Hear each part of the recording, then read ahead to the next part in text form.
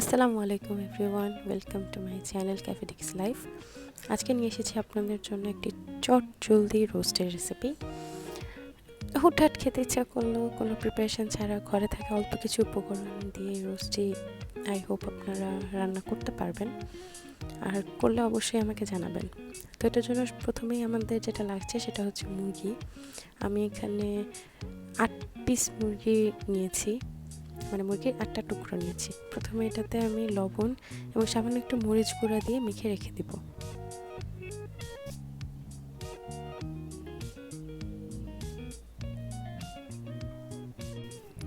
মাখিয়ে রেখে দিলাম। এবার চলে যাচ্ছি আমাদের কি কি উপকরণ লাগছে সেখানে। এখানে আমি 5-6টা পরিমাণ করে কাঠবাদাম, কাজু বাদাম, কিশমিশ, পেস্তা সব কিছু ধুয়ে ভালো মতো বেটে নিয়েছি। এরপর যে মশলাটা আমি ইউজ করছি সেটা রেগুলার আমার বাসায় করা থাকে। এটাতে আমি ইউজ করি ছোটো এলাচ, বড় এলাচ, স্টার, জয়ফল, জয়ত্রী, কাবাব চিনি, সাদা গোলমরিচ, কালো গোলমরিচ, লবঙ্গ, দারচিনি, তেজপাতা সব কিছুকে আমি এখানে পেস্ট করে নিয়েছি। এখানে 2 টিস্পুন পরিমাণ মশলা আছে। এরপর লাগছে পেঁয়াজ বাটা, 1/2 কাপ পেঁয়াজকে আমি ব্লেন্ড করে নিয়েছি। এরপর আদা রসুন বাটা। এরপর একটি মেইন উপকরণও বলা যায়, যেটা আমরা জানি রোস্টের, টক দই। অবশ্যই আমি বলবো যে চেষ্টা করবেন 1 কাপ পরিমাণ টক দই ইউজ করতে। এরপর দিচ্ছি একটা অপশনাল উপকরণ, সেটা হচ্ছে ক্রিম। আমার হাতের কাছে ক্রিম ছিল তাই আমি এটা ইউজ করছি। আপনাদের হাতের কাছে না থাকলে আপনারা অবশ্যই 1 কেজি দুধ জাল করে ঘন করে এটাতে ইউজ করবেন, পানি ইউজ করবেন না। এরপর দিচ্ছি আমি বেরেস্তা। 1 কাপ পেঁয়াজকে বেরেস্তা করে নিয়েছি। এখানে আমি মুরগির পিসগুলোকে হালকা ব্রাউনিশ করে ভেজে নিয়েছি। এখন আমি আমার কাজটাকে একটু ইজি করার জন্য আমার সবগুলো মশলা একসাথে বাটিতে মিক্স করে নিচ্ছি। পেঁয়াজ বাটা, সেই বেটে রাখা গরম মশলাটা, এভাবে সব কিছু মিক্স করে নিলে তেল গরম হয়ে যাওয়ার পর একটু তাড়াহুড়ো লাগে না। আর যেহেতু রান্নাটা একটু চটজলদি করছিলাম আমি, মানে হুট করে আমাদের প্ল্যান হলো তাই। তো এখানে আমি পেঁয়াজ বাটা, গরম মশলা পেস্ট, বাদাম বাটা, আদা রসুন এবং সেই ফেটে রাখা টক দইটা দিয়ে দিচ্ছি।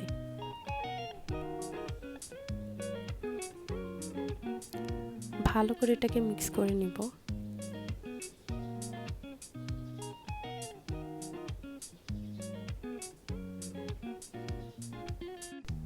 এই যে আমার এখানে সবগুলো ওয়েট ইনগ্রিডিয়েন্টস মিক্স করা শেষ। এবার আমি সেই বেরেস্তাটাতে 1/2 টিস্পুন পরিমাণ চিনি দিয়ে এগুলোকে একসাথে গুঁড়ো করে নেব। এটা কমপ্লিটলি অপশনাল, আপনারা যারা চিনি অ্যাভয়েড করতে চান করতে পারেন, এখানে চিনি দেওয়ার কোনো প্রয়োজন নেই। আপনারা জাস্ট এমনি বেরেস্তাটাকে হাতে একটু গুঁড়ো করে নেবেন। এবার চলে যাচ্ছি মূল রান্না। আমি এখানে 1 টিস্পুন পরিমাণ ঘি ইউজ করেছি এবং কিছুটা তেল এবং ঘিটা গরম হয়ে এলে আমি সেই মিক্স করে রাখা মশলাটা এখানে দিয়ে দিচ্ছি। একটু সাবধানে করবেন এই স্টেপটা। দিয়ে দিচ্ছি 1/2 টিস্পুন পরিমাণ লবণ। এখন এই মশলাটাকে আমি ভাজতে থাকবো তেল এবং ঘিয়ে, যতক্ষণ না পর্যন্ত এটা কালার চেঞ্জ করে।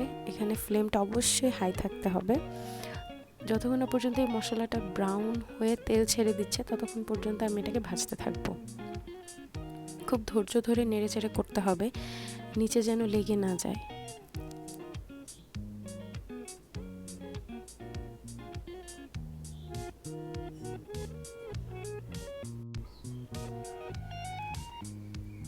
এই মশলা আমি দিয়ে দিচ্ছি 2টো এলাচ এবং 1টি দারচিনি। সম্পূর্ণই অপশনাল, যেহেতু বাটায় ছিল, এখানে না দিলেও কোনো সমস্যা নেই।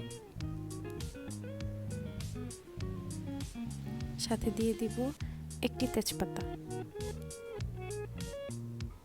দিয়ে দিচ্ছি মরিচ গুঁড়ো 2 চামচ পরিমাণ,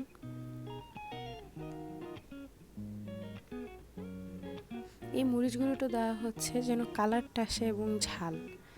যে রেড কালারটা আমরা রোস্টে ইউজুয়ালি দেখি সেটা কোনো না কোনো ধরনের ফুড কালার আর এই মরিচ গুঁড়াতেই আসে। আমি যেহেতু কোনো ফুড কালার ইউজ করছি না, আমার মরিচ গুঁড়াটা এখানে একটি কম্পালসারি ইনগ্রিডিয়েন্ট। সাথে দিয়ে দিচ্ছি কিছুটা টমেটো সস। আমি এখানে প্রাণ হট টমেটো সসের যে স্যাশেগুলো পাওয়া যায় একটা দিয়ে দিয়েছি। অলরেডি আপনারা দেখতে পাচ্ছেন একটা রেডিশ কালার এসেছে। মশলাটা ভাজতে ভাজতে যখন এরকম ঠিক হয়ে যাবে সে পর্যায়ে আপনাদেরকে আমি দেখাচ্ছি।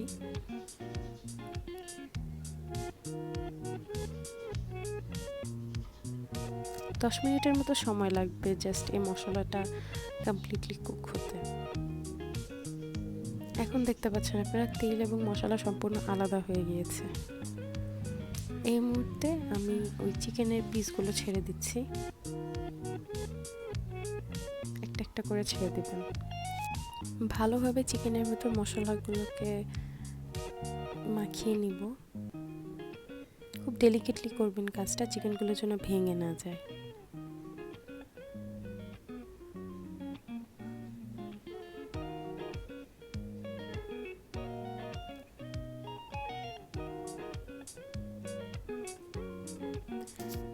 এই মুহূর্তে আমি কিছুটা গরম পানি অ্যাড করে দিব, যেহেতু আমি ক্রিম দিচ্ছি। যারা ক্রিম অ্যাভয়েড করবেন তারা এখানে অবশ্যই দুধ দিবেন। মুরগির মাংসগুলো সিদ্ধ হতে যতটুকু পানি দরকার আমি অতটুকু দিয়ে নিলাম এবং আমি ফুটন্ত গরম পানি দিয়েছি এখানে। সাথে সাথে আমি ঢেকে দিচ্ছি। এটা হাই ফ্লেমে থাকবে যতক্ষণ না পর্যন্ত পানিটা ফুটে উঠছে ততক্ষণ। এরপর চুলাটাকে মিডিয়াম লোতে রেখে এটাকে কুক করব মাংসগুলো সিদ্ধ হওয়া পর্যন্ত। কিছুক্ষণ পরপর অবশ্যই নেড়ে দিবেন যেন মশলাগুলো লেগে না যায়।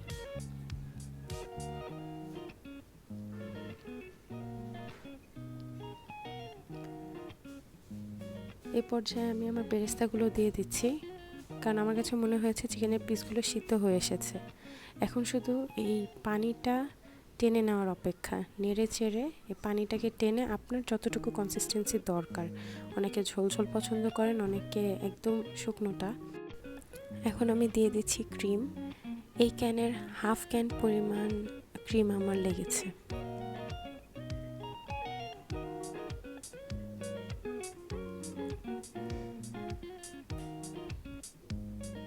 এই ক্রিমটাই রোস্টটাতে একটা ক্রিমি টেক্সচার এনে দিবে, মুখে লেগে থাকার মতো একটা স্বাদ হবে।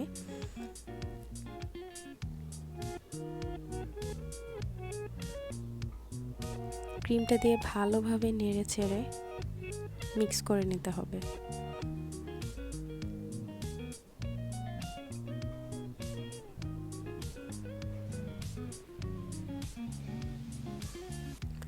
এই পর্যায়ে আমি দিয়ে দিচ্ছি আস্ত কিছু কাঁচামরিচ, এটা শুধুমাত্রই ফ্লেভারের জন্য। আবারও একটু মিক্স করে নিব। এখন আর বসে থাকার কোনো কাজ নেই, জাস্ট কন্টিনিউয়াসলি এটাকে নেড়ে যেতে হবে, আদারওয়াইজ এটা লেগে যাবে।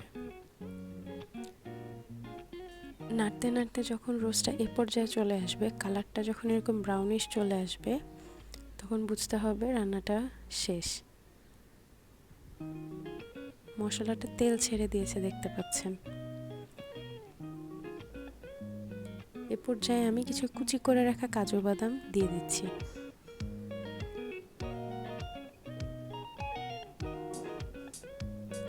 এই তো হয়ে গেল আমার রোস্ট রেডি।